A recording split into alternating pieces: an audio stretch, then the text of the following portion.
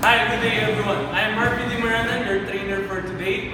And today I will be teaching you on how to perform dismounting and mounting of suspension system. First is we need to prepare the tools needed to dismount or mount the suspension system.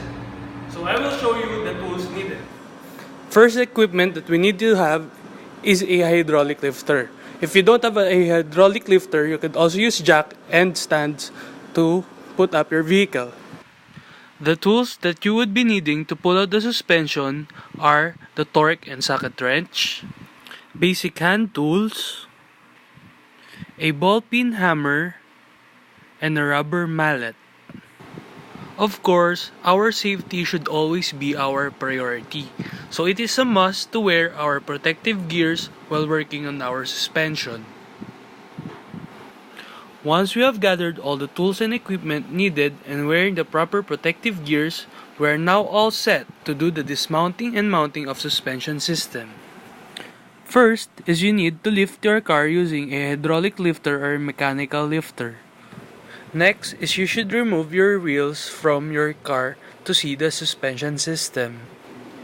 After that, you now use your socket and torque wrench to remove the bolts and nuts of the lower part of your suspension strut from the hub.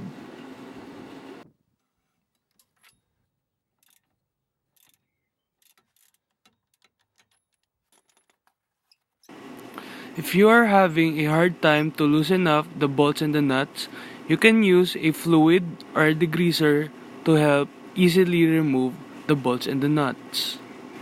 Once loosened up, you can now remove the bolt from the strut and the hub.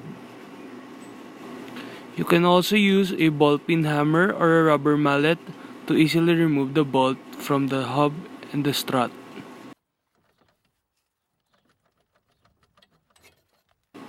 After that is you need to open the hood of your car.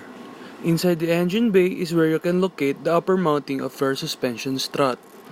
Loosen up the bolts using your socket wrench.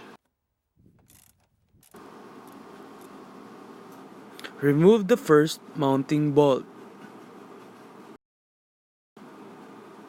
And then loosen the second screw.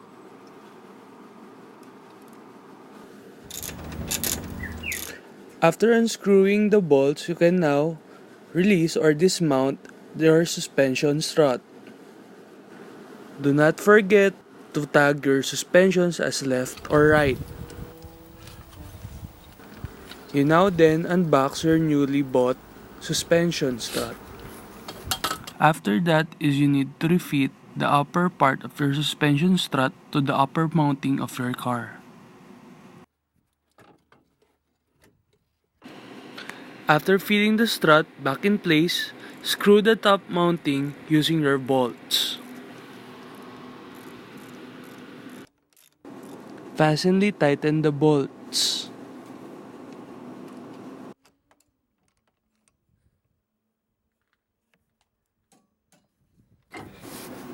Fit back in place the strut and the hub. Make sure that the holes are back in place so you can put the bolts easily.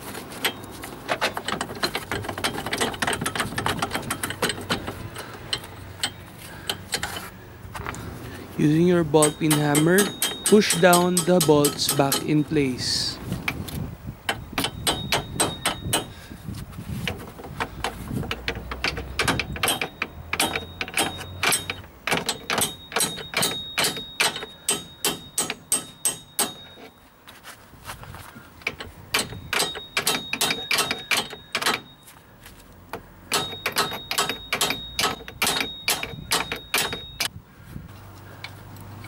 Now, put the nuts back to the bolts.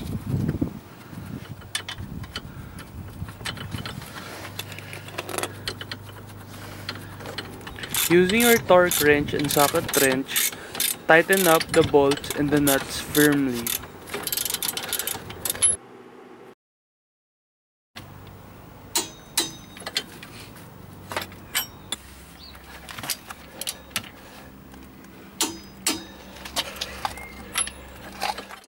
After that, put the wheels back to the hub.